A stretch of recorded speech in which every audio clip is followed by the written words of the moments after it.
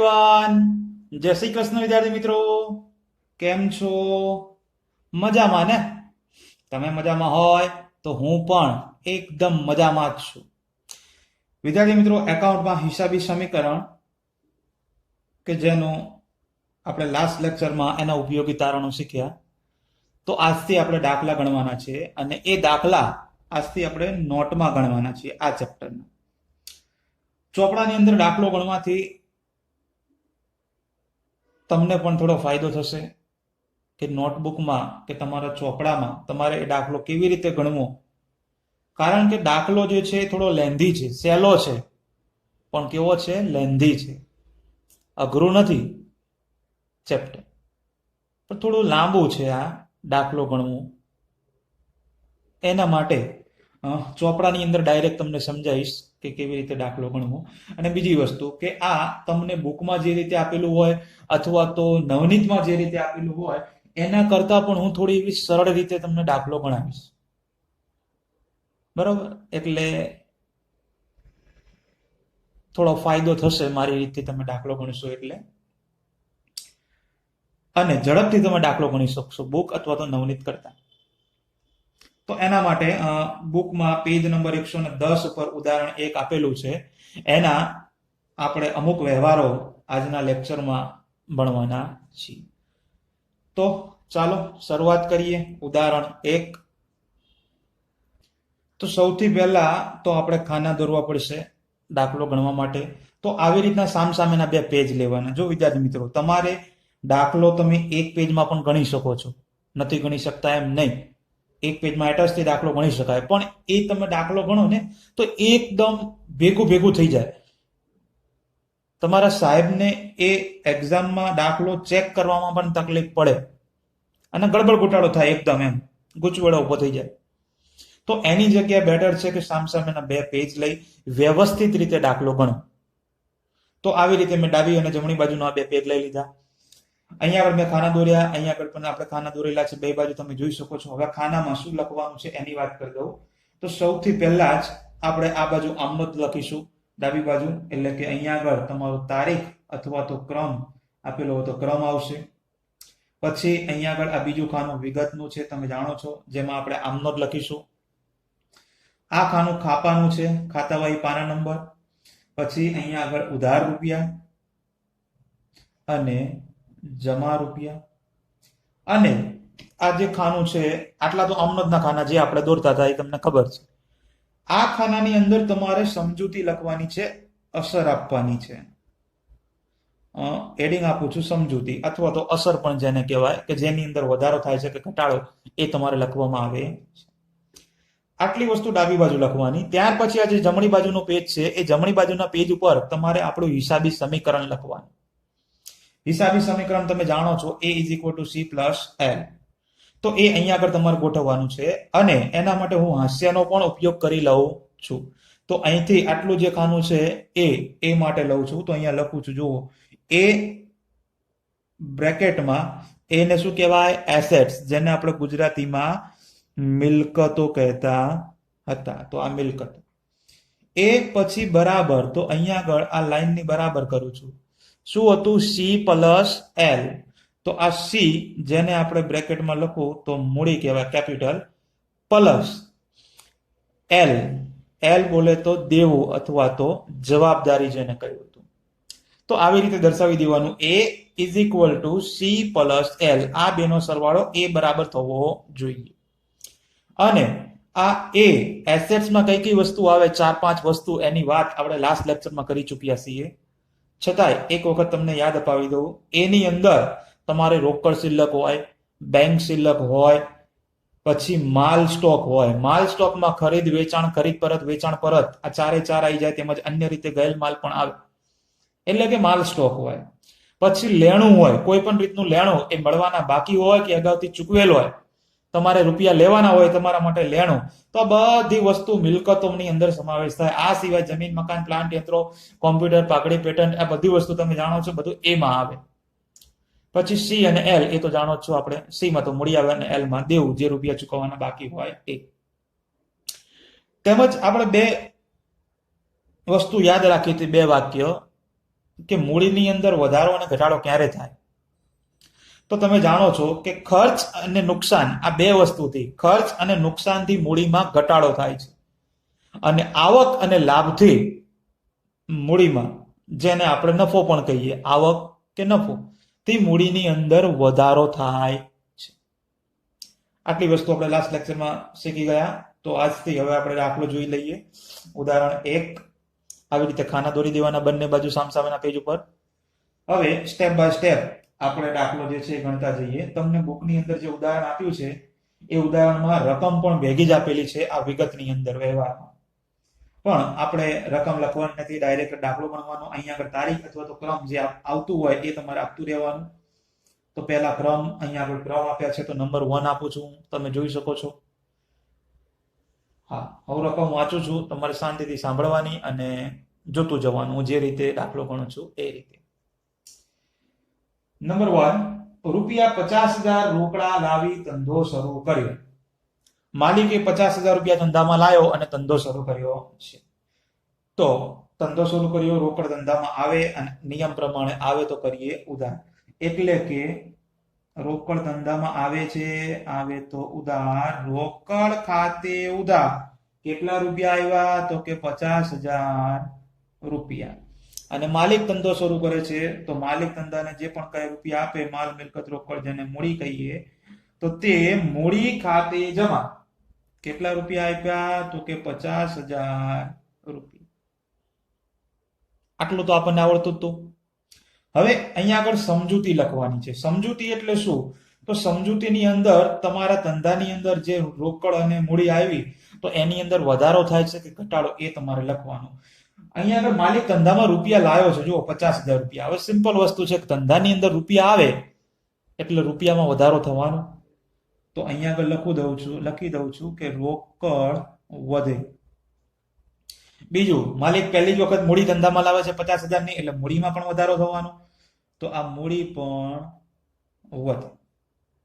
આવી રીતે સમજૂતી લખી દેવાની. હવે ધ્યાન રાખજો, હવે આ સમજૂતીના આધારે આપણે બંનેની અસર આપીશું આ બાજુ હિસાબી સમીકરણમાં. તો રોકડ એ હવે તમારે વિચારવાનું છે કે રોકડ એ શેમાં આવે? એમાં આવે, સીમાં આવે કે એલમાં આવે? તો રોકડ વધે છે, પણ રોકડ એ ધંધાની શું છે?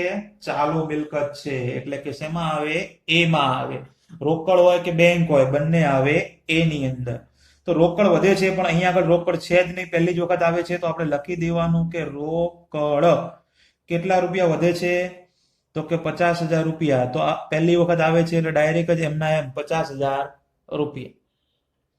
બીજું શું વધે છે? મૂડી વધે. હવે મૂડી ક્યાં આવે તો બધાને ખબર પડે, સી છે જ જો મૂડી. તો અહીંયા આગળ લખી દેવાનું મૂડી. કેટલા રૂપિયાની છે મૂડી? પણ 50,000 રૂપિયા. ચલો, દેવું આવ્યું ક્યાંય? આમાં ક્યાંય દેવું છે નહીં. આ બે અસર આપણે આપી દીધી, દેવું નથી તો દેવું ના હોય તો પછી 0 મૂકતા તો આવડે જ છે ને. ફિનિશ.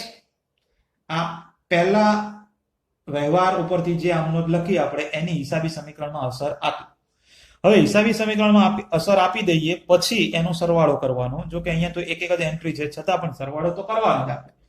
તો આનો સરવાળો કરીએ, આનો, તો બધાને ખબર પડે હવે કશું એક જ રકમ છે 50,000.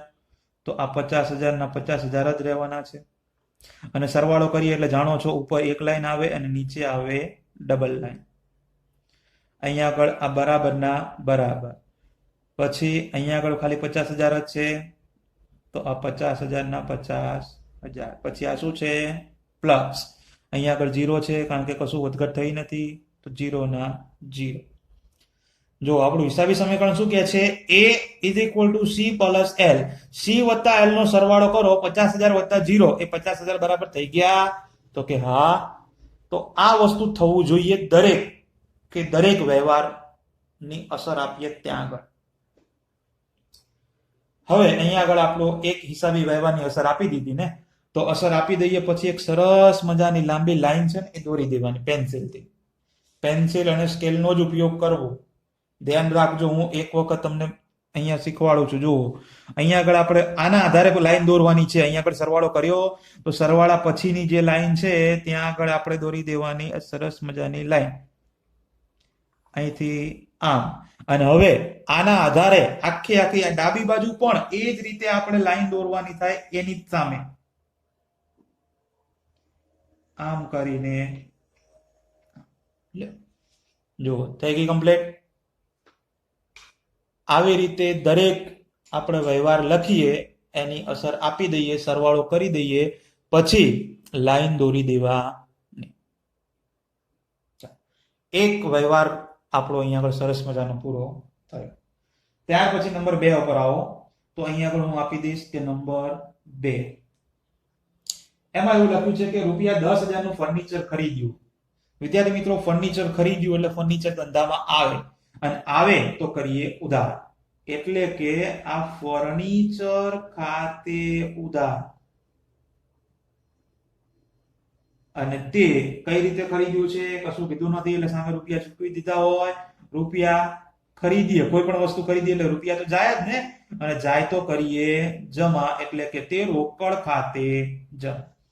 કેટલા રૂપિયાનું ફર્નિચર ખરીદ્યું હતું? તો કે 10,000 અને 10,000 રૂપિયા. ચલો હવે સમજૂતી આપીએ. ફર્નિચર ખરીદ્યું.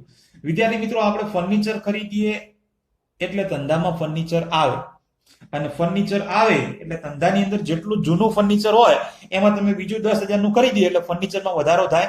સિમ્પલ છે, બધાને ખબર પડે. તો અહીંયા આગળ લખું છું કે ફર્નિચર વધે, અથવા તો તમે મિલકત વધે એવું પણ લખી શકો છો. અને બીજી વસ્તુ, તમે રોકડ ચૂકવી દીધી છે. તમારી પાસે જેટલી પણ રોકડ હતી એમાંથી 10,000 રૂપિયાનું તમે ફર્નિચર ખરીદ્યું, 10,000 રૂપિયા ચૂકવી દીધા ફર્નિચરના, એટલે કે તમારી રોકડ શું થાય? ઘટે. એટલે કે રોકડ. આવી રીતે સમજૂતી આપવાની.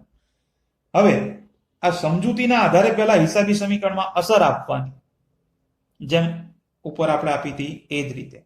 ચલો, પહેલું છે ફર્નિચર વધે. તો વિદ્યાર્થી મિત્રો, હવે તમારે એ ચેક કરવાનું કે ફર્નિચર શેમાં આવે? એ માં આવે, સી માં આવે કે એલ માં? ફર્નિચર મિલકત છે, તો મિલકત એટલે એ તમે જાણો છો, તો ફર્નિચર અહીંયા આગળ આવે, તમને ખબર પડી ગઈ. પણ અહીંયા આગળ ફર્નિચર લખીએ એ પહેલા ઉપર ચેક કરી લેવાનું કે તમારી પાસે ફર્નિચર છે ખરું જૂનું? તો કે નથી. જો નથી ને, ના હોય તો પહેલી જ વખત આવ્યું ફર્નિચર, તો આપણે લખી દેવાનું કે ફર્નિચર કેટલા રૂપિયા વધે છે? તો કે 10,000 રૂપિયા. પહેલી જ વખત આવ્યું. બીજું, આ શું છે? રોકડ ઘટે. તો રોકડની અંદર શું થાય છે? ઘટાડો. તો રોકડ પણ મિલકત જ કહેવાય એમાં. તો પહેલા ઉપરલી આમનોંધમાં આપણે ઉપર જે હિસાબી સમીકરણની અસર આપી એમાં ચેક કરવાનું. અહીંયા આગળ રોકડ છે ઉપર? તો કે હા, 50,000 રૂપિયાની છે.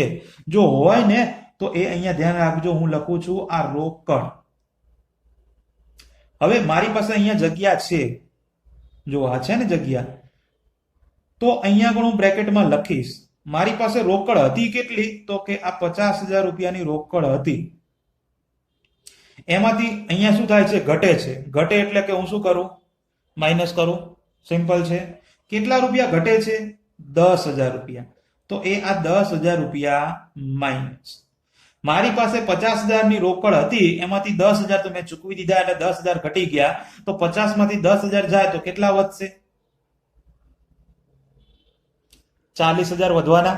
જો સિમ્પલ. હવે આ બંનેની અસર આપી દીધી આપણે, ફર્નિચરની આવી ગઈ અને રોકડની પણ આવી ગઈ.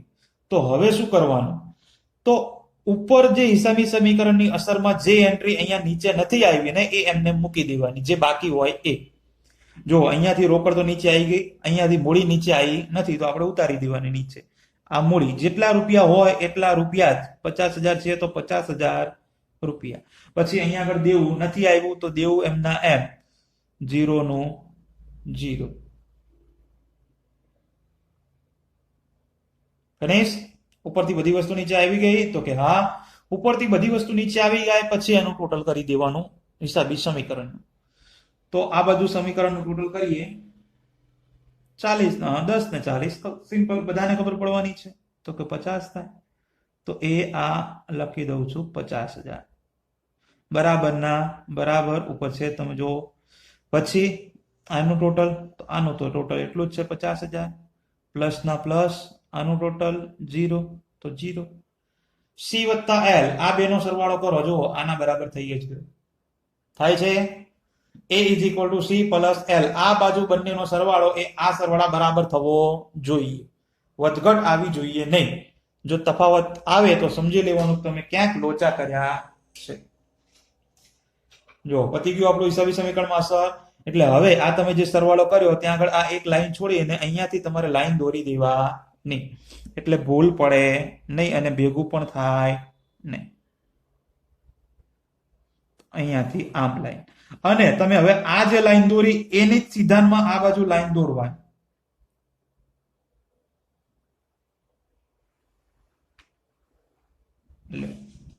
થઈ ગયું. એટલે સામ સામે આ રીતે લાઈન આવી જોઈએ.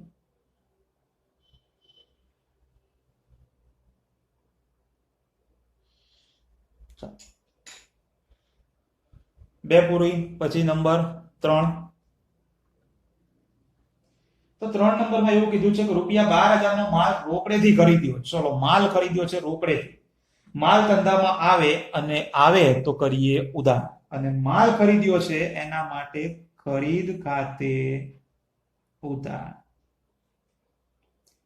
કેટલાનો માલ ખરીદ્યો? તો કે ₹12,000 તમે માલ ખરીદ્યો અને રોકડેથી ખરીદ્યો છે, એટલે સામે તમે રૂપિયા ચૂકવી દીધા છે. રૂપિયા ચૂકવીએ એટલે રૂપિયા ધંધામાંથી જાય, અને જાય તો કરીએ જમા, એટલે કે તે રોકડ ખાતે જમા. કેટલા રૂપિયા જાય છે? તો કે ₹12,000. તો અહીંયા આગળ આ ₹12,000 જમા. ચાલો, ખરીદ ખાતે ઉધાર. માલ ખરીદ્યો છે. હવે સિમ્પલ વસ્તુ છે કે આપણે ધંધામાં માલ ખરીદીએ એટલે માલ સ્ટોકમાં વધારો થાય, આ બધાને ખબર પડે. તો અહીંયા આગળ તમે ખરીદી કરી છે, માલ ખરીદ્યો છે, એટલે તમારો ધંધાનો જે માલ સ્ટોક હશે એમાં વધારો થશે. તો અહીંયા આગળ લખું છું કે માલ સ્ટોક વધે. અને બીજું, તમે રોકડ ચૂકવી દીધી છે. રોકડ ચૂકવી દીધી હોય એટલે ધંધાની અંદર રોકડમાં જે હોય એમાં ઘટાડો થાય, એટલે કે રોકડ ઘટે. આ રીતે હિસાબી સમજૂતી લખવાની. બસ.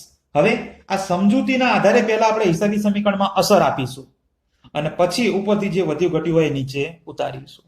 ચાલો, તો પહેલા અસર આપીએ. માલ સ્ટોક વધે.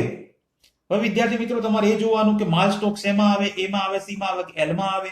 તમને વાત કરી હતી માલ સ્ટોક, એમાં ખરીદ વેચાણ, ખરીદ પરત કે વેચાણ પરત બધી વસ્તુ હોય તો એ એમાં જ આવે, એ માલ સ્ટોક કહેવાય. માલ મિલકત બધી વસ્તુ એમાં જ આવે. તો માલ સ્ટોક ઉપર ક્યાંય છે આમાં? હવે જુઓ, આપણે ઉપરની છેક આમનોંધમાં નહીં જોવાનું. તમે જે હિસાબી સમીકરણ અસર આપતા હોય એની ઉપરની જ આમનોંધમાં જોવાનું. છેક પહેલેથી જોતું નહીં આવે. આ આમનોંધ અહીંયા આગળ હિસાબી સમીકરણમાં ક્યાંય માલ સ્ટોક છે? તો કે ના. પહેલી જ વખત માલ સ્ટોક આવ્યો તો અહીંયા આગળ ખાલી લખી દેવાનું માલ સ્ટોક. ચલો, વધે છે ઘટે છે પણ વાંધો નહીં, પહેલી વખત આવે છે એટલે એમને મત લખવાના. 12,000 ના ₹12,000. બીજું, રોકડ ઘટે તો રોકડ પણ મિલકતમાં જ આવે. તો ચેક કરો, રોકડ છે ઉપર? તો કે હા. તો કે જો રોકડ હોય તો અહીંયા આગળ એ આ રોકડ પહેલા તો છે કેટલી? જોવા બ્રેકેટમાં આ રહી કેટલી છે, સોરી બ્રેકેટમાં નહીં જોવાનું, ફાઇનલ જોવાની. રોકડ, ચોખ્ખી રોકડ કેટલી પડી છે? તો કે 40,000. તો અહીંયા આગળ બ્રેકેટમાં લખું છું કે આ 40,000 ઘટે છે. ઘટે એટલે કરો માઇનસ. કેટલા રૂપિયા ઘટે છે? ₹12,000 ઘટે છે. તો આ 12,000. તો હવે કેલ્ક્યુલેટરનો ઉપયોગ કરવાનો તમારે. 40,000 માંથી ₹12,000 માઇનસ કરી દેવાના. તો તમને કેટલા મળી જશે? ₹28,000 મળી જશે. માલ સ્ટોકની અસર આવી ગઈ, રોકડની અસર આવી ગઈ. એટલે આ બંનેની અસર તો અહીંયા આગળ આપણે આપી દીધી. હવે શું કરવાનું? તો કે આ હિસાબી સમીકરણ, ઉપરના હિસાબી સમીકરણમાં જે એન્ટ્રી બાકી રહી ગયું હોય એને હરવેક દિન નીચે મૂકી દેવાની, જેમ હોય એમ. જેમ કે ફર્નિચર અહીંયા આવ્યું છે? ક્યાંય નથી આવ્યું. ના આવ્યું હોય તો મૂકી દેવાનું કે આ ફર્નિચર. કેટલા રૂપિયાનું છે? તો કે 10,000 નું છે. તો આ ₹10,000. ચલો, પછી રોકડ તો કે આવી ગઈ, આ રહી ને, બસ પતી ગયું. આ બાજુ મૂડી નથી આવી, નીચે ઉતારી તો ઉતારી દો. મૂડી કેટલી છે? 50,000. દેવું તો 0 નું 0 જ છે. ઉપરથી બધી વસ્તુ નીચે આવી ગઈ? તો કે હા. હવે છેલ્લું કામ ટોટલ નું છે, તો કરી દો ટોટલ. આ ત્રણેયનું ટોટલ કરવાનું. ₹50,000 થાય છે. તો આ બાજુ પણ આ બંનેનું ટોટલ ભેગું કરીને 50,000 રૂપિયા થવા જોઈએ. 50,000 વત્તા 0 બરાબર 50,000 થઈ ગયા? તો કે હા થઈ ગયા. તો કમ્પ્લીટ સાચું છે. હવે લાઈન દોરવાની. લાઈન કેવી રીતે દોરવાની? તમે જે ટોટલ કર્યું એની નીચેની લાઈન, એ લાઈન છોડી દેવાની અને એની નીચેની લાઈનથી સરસ મજાની લ્યો. અને આ જે લાઈન દોરી એની સામે સામે ડાબી બાજુ પણ લાઈન ખેંચી દેવાની.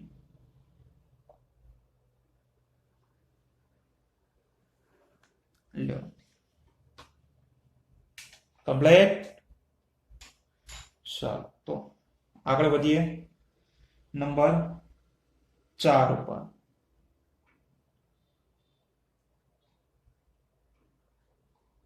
નંબર 4 માં એવું લખ્યું છે કે 8,000 નો માલ બ પાસેથી ખરીદ્યો. વાંધો નહીં, બ પાસેથી ખરીદો કે અ પાસેથી ખરીદો, અમને ક્યાં કોઈ પ્રોબ્લેમ છે. માલ ખરીદ્યો એટલે માલ આવે, અને આવે તો કરીએ ઉધાર, એટલે કે ખરીદ ખાતે ઉધાર. કેટલાનો માલ ખરીદ્યો છે? તો કે 8,000 રૂપિયા. અને કેવી રીતે ખરીદ્યો છે? બ પાસેથી.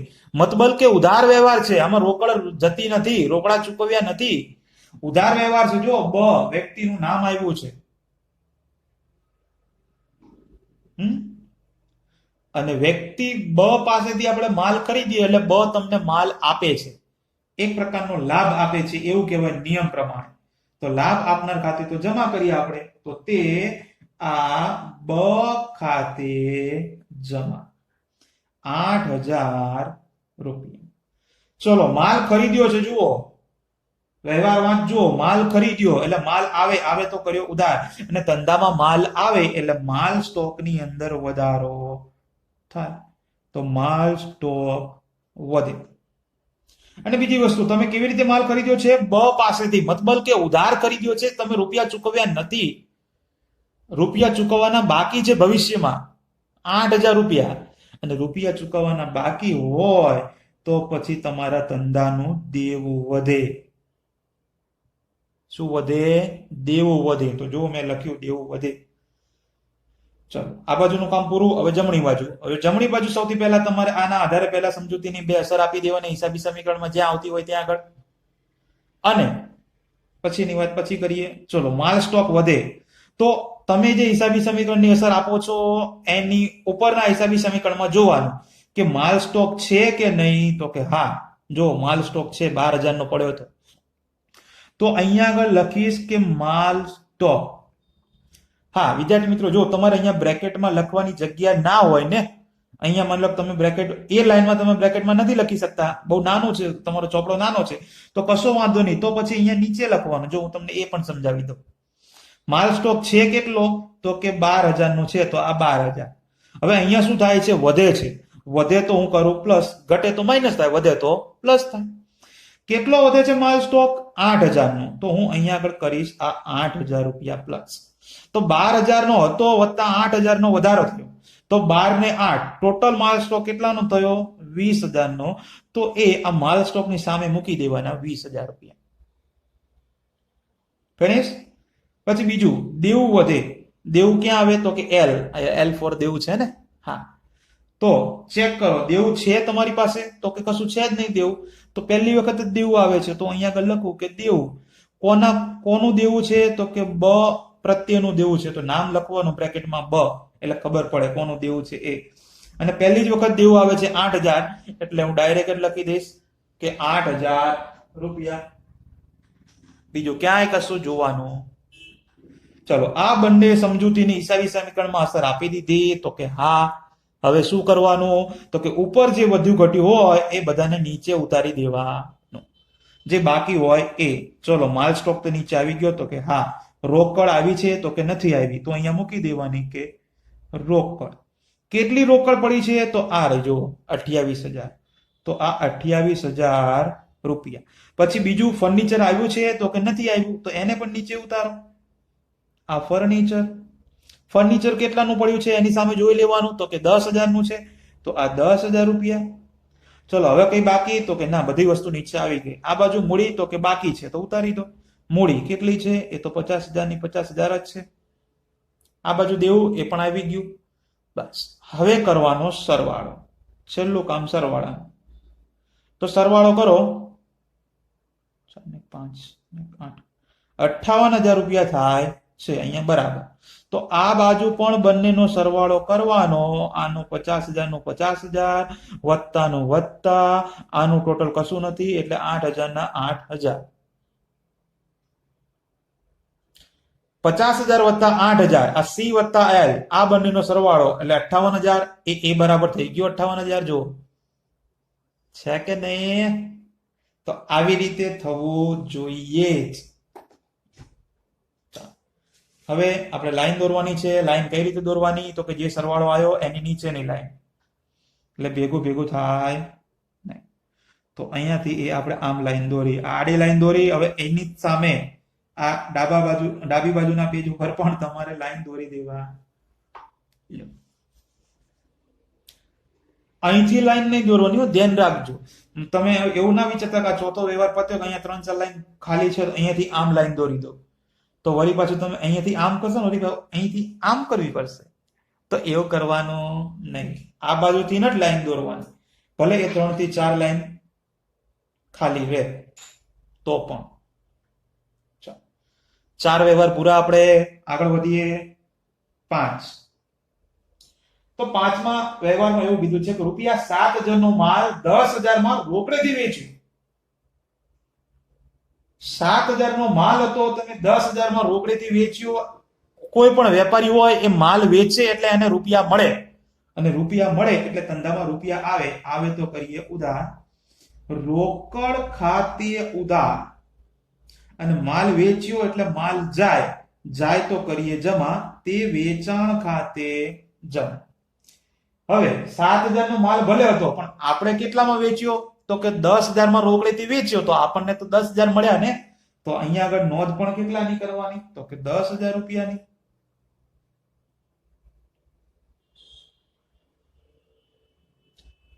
હવે તમારે એ જોવાનું છે કે ધંધામાં તમને રોકડ આવે છે, રોકડ મળે એટલે રૂપિયા આવે, અને આવે તો રોકડ વધે. તો આ રોકડ વધે. અહીંયા આગળ તમે વેચાણ કર્યું છે, વેચાણ કરીએ એટલે માલ જાય, અને નિયમ તમે જાણો છો, જાય તો જમા થાય. તો જમા તો કરી દીધું, પણ તમે માલ સ્ટોક વેચ્યો તો માલ એટલો ઘટી જવાનો ને ધંધામાં. તો અહીંયા આગળ આ માલ સ્ટોક ઘટે. જો માલ ખરીદીએ એટલે ધંધામાં માલ આવે, અને આવે એટલે વધે. પણ માલ વેચીએ એટલે ધંધામાંથી માલ જાય છે, અને જાય એટલો ઘટાડો થાય. તો માલ સ્ટોક ઘટે. હવે આની આપણે હિસાબી સમીકરણમાં આ બાજુ અસર આપી દઈએ. રોકડ વધે તો રોકડ મિલકતમાં આવે, તો પહેલા ચેક કરી લેવાનું રોકડ છે તો કે હા 28,000 ની રોકડ પડી છે. તો હું લખું છું આ રોકડ, અને જગ્યા ના હોય તો નીચે તમને લખતા શીખવાડું છું. છે કેટલાની? તો કે 28,000 ની રોકડ છે, વત્તા રોકડ વધે છે કેટલાની? તો કે 10,000 રૂપિયા મળ્યા. 7,000 નો માલ 10,000 માં વેચ્યો એટલે 10,000 રૂપિયા મળ્યા આપણને, એટલે 10,000 રૂપિયા વધે છે. તો આ 10,000 રૂપિયા 28 હતી વત્તા બીજી 10,000 ની રોકડ વધી, એટલે કે ટોટલ રોકડ કેટલી થઈ ધંધામાં? તો કે 38,000 રૂપિયા. બીજું, માલ સ્ટોક ઘટે તો માલ સ્ટોક છે કેટલાનો? પહેલા તો 20,000. તો હવે ધ્યાન રાખજો, આ માલ સ્ટોક બ્રેકેટમાં લખું છું. છે કેટલાનો માલ સ્ટોક? ઉપર જોવાનું, ઉપરની હિસાબી સમીકરણમાં છેક ઉપર નહીં જોવાનું. માલ સ્ટોક 20,000 નો પડ્યો તો આ બ્રેકેટમાં લખું છું 20,000. શું થાય છે? ઘટે છે, તો માઇનસ. પણ હવે ધ્યાન રાખવાનું છે, વ્યવહાર વાંચો. માલ સ્ટોક ઘટે એટલે પણ 10,000 નો નથી ઘટતો. 10,000 તો રૂપિયા તમને મળ્યા છે, પણ વ્યવહાર વાંચો. 7,000 નો માલ હતો, એ તમે 10,000 માં રોકડેથી વેચ્યો. માલ કેટલાનો હતો? 7,000 નો જ હતો, એના તમને 10,000 રૂપિયા મળ્યા છે. એટલે તમારી પાસેથી માલ તો કેટલાનો જાય છે? 7,000 નો જ જાય છે. તો તમારે માઇનસ પણ કેટલા કરવાના આવે? 7,000 રૂપિયા જ આવે. 20,000 નો માલ સ્ટોક હતો, એમાંથી 7,000 નો વેચી દીધો. ભલે એને 10,000 રૂપિયા મળ્યા એટલે નફો થયો છે, પણ માલ તો 7,000 નો જ તમે ગયો ને આપણી પાસેથી. તો 7,000 રૂપિયા માઇનસ કરો તો 20 માંથી 7 જાય તો 13,000 રૂપિયાનો માલ સ્ટોક હજી પણ ધંધામાં પડ્યો છે, એવું કહેવાય. હવે આ બંનેની અસર તો આવી ગઈ, પણ નફો થયો એ તમને ખબર પડી ને. 7,000 નો માલ કેટલામાં વેચ્યો? 10,000 માં, એટલે કે 3,000 રૂપિયાનો ચોખ્ખો નફો થયો છે. અને તમે જાણો છો બે નોંધ આપણે યાદ રાખી હતી, ખર્ચ કે નુકસાનથી મૂડી ઘટે અને આવક કે નફાથી મૂડી વધે. તો અહીંયા આગળ નફો થયો છે, તો નફાથી મૂડીમાં શું થશે? વધારો થશે. તો અહીંયા આગળ આ મૂડી, તમારી પાસે મૂડી છે કેટલાની? તો કે 50,000 ની મૂડી હતી, વત્તા નફો કેટલાનો થયો? તો કે 3,000 નો. તો આ 3,000 રૂપિયા. તો 50,000 વત્તા 3,000 એટલે કે ટોટલ મૂડી તમારી કેટલાની થઈ ગઈ? તો કે 53,000 રૂપિયા. ફિનિશ. આ બધી વસ્તુ એન્ટ્રી, બધી અસર આવી ગઈ અહીંથી આમ? તો કે હા. તો હવે ઉપર જે વધ્યું ઘટ્યું હોય અને નીચે ઉતારી દો. તો ઉતારી દઈએ. ચલો, માલ સ્ટોક તો કે આવી ગયો, રોકડ તો કે આવી ગઈ, ફર્નિચર તો કે નથી આવ્યું, તો નીચે મૂકી દો. આ ફર્નિચર કેટલાનું છે સામે જોઈ લેવાનું. 10,000 તો કે હા, મૂકી દો 10,000. આ બાજુ મૂડી તો કે આવી ગઈ, આ બાજુ દેવું તો કે નથી ઉતર્યું, તો ઉતારી દો. દેવું કોના પ્રત્યેનું છે? બ. કેટલું છે? 8,000. હવે બધું પત્યું હોય તો પછી તમારે કરી દેવાનું ટોટલ. તો આ ત્રણેયનું ટોટલ કરીએ.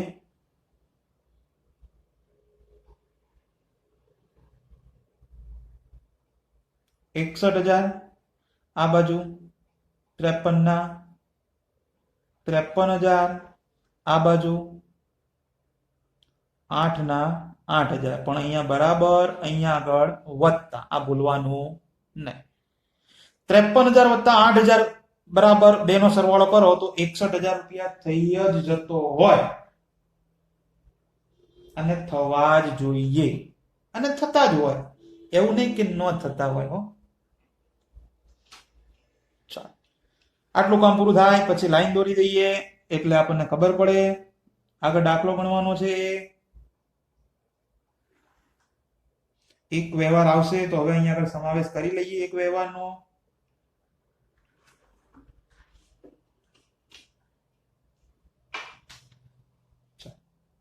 છ નંબર, તો એ આપણે આપી દીધો 6 નંબર.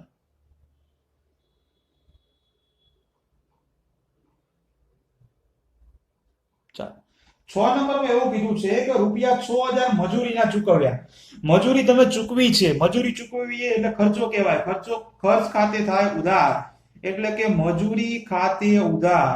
અને સામે તમે રૂપિયા ચૂકવી દીધા છે એટલે રોકડ જાય છે, જાય તો કરીએ જમા, તે રોકડ ખાતે જમા. કેટલા રૂપિયા મજૂરી ચૂકવી છે? તો કે 6,000 રૂપિયા મજૂરી ચૂકવી. હવે ધ્યાન રાખજો, મજૂરી એ શું છે? ખર્ચ છે. અને ખર્ચથી મૂડી શું થાય? ઘટે. તો મજૂરીની સામે હું ડાયરેક્ટ જ લખી દઈશ કે મૂડી ઘટે. અને રોકડ તમે ચૂકવી દીધી, મજૂરીના રૂપિયા ચૂકવી દીધા, એટલે કે તમારી પાસે જે રોકડ હોય એમાં પણ શું થાય? 6,000 નો ઘટાડો થાય, એટલે કે રોકડ ઘટે. બસ આપી દઈએ હિસાબી અસર. પહેલી છે મૂડી ઘટે. ચલો, મૂડી તો અહીંયા છે જ આપણી પાસે, એ આ મૂડી. તો બ્રેકેટમાં લખીશું મૂડી છે કેટલાની? જુઓ, 53,000 રૂપિયાની મૂડી છે, તો એ આ 53,000 રૂપિયા અહીંયા આગળ. અને શું થાય છે? ઘટે છે, તો કરું માઇનસ. કેટલા રૂપિયા ઘટે છે? તો કે 6,000 રૂપિયાનો ઘટાડો થાય છે. તો 53,000 માઇનસ 6,000 કરીએ તો તમને કેટલો તફાવત મળશે? મૂડી મળશે 47,000 રૂપિયા. પછી રોકડ ઘટે. રોકડ એ શેમાં આવે? મિલકત એમાં આવે. તો આ લખું છું રોકડ બ્રેકેટમાં. ચલો, જૂની રોકડ છે? તો કે હા. કેટલી છે? 38,000 રૂપિયાની રોકડ છે. તો આ 38,000 રૂપિયા શું થાય છે? ઘટે છે. ઘટે તો કરું માઇનસ. કેટલા ઘટે છે? તો કે 6,000 રૂપિયા. તો 38,000 માંથી 6,000 રૂપિયા માઇનસ કરી દો તો સિમ્પલ 32,000 રૂપિયાની હજી પણ રોકડ ધંધામાં પડી છે એવું કહેવાય. ચાલો, આ બંનેની અસર આવી ગઈ? તો કે હા. હવે ઉપર જે વધ્યું ઘટ્યું હોય અને નીચે ઉતારી દો. તો ઉતારી દઈએ છે આને. ચલો, રોકડ તો આવી ગઈ નીચે. હા, માલ સ્ટોક બાકી છે, તો લખી દો આ માલ સ્ટોક. કેટલાનો છે? તો કે 13,000 નો. તો આ 13,000 રૂપિયા. પછી આ ફર્નિચર તો કે બાકી છે. કેટલાનું છે? 10,000. તો આ ફર્નિચર કેટલા? 10,000 રૂપિયા. ચલો, આ બાજુ 3 બધું આવી ગયું નીચે, તો આ બાજુ મૂડી આવી ગઈ, આ બાજુ દેવું બાકી છે, તો ઉતારી દો. દેવું બ્રેકેટમાં બ કેટલું છે? તો કે 8,000 રૂપિયા. ઉપરથી બધું નીચે આવી જાય પછી છેલ્લું કામ છે ટોટલનું. તો હવે કરી દઈએ ટોટલ.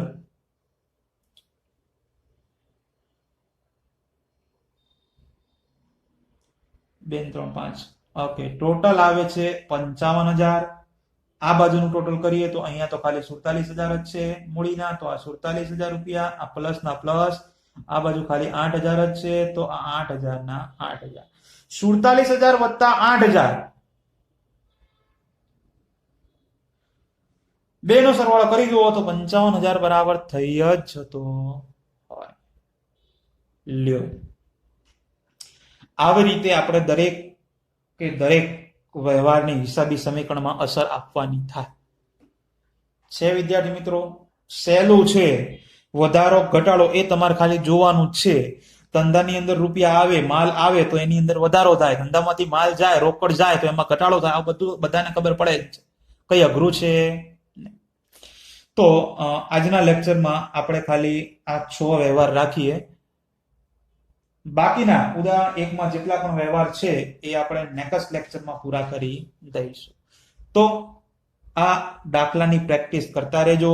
પ્લસ આ દાખલા તમારે વ્યવસ્થિત ગણી શકો એના માટે પીડીએફ નીચે લિંકમાં આપેલી છે, ત્યાંથી ડાઉનલોડ કરી વ્યવસ્થિત હોમવર્ક કરી પ્રેક્ટિસ કરી શકો છો બરાબર. આના દરેકે દરેક દાખલા હું ભણાવવાનો છું. અગત્યનું ચેપ્ટર છે. ઉદાહરણ 1, 2 અને સ્વાધ્યાયના તમામે તમામ દાખલા હું ભણાવવાનો છું. ઓકે, તો પ્રેક્ટિસ કરતા રહો, હોમવર્ક કરતા રહો. બાકી આપણે મળતા રહીએ નેક્સ્ટ લેક્ચરમાં. ત્યાં સુધી બધાને Tata, bye bye, C you અને જય શ્રી કૃષ્ણ. Take care.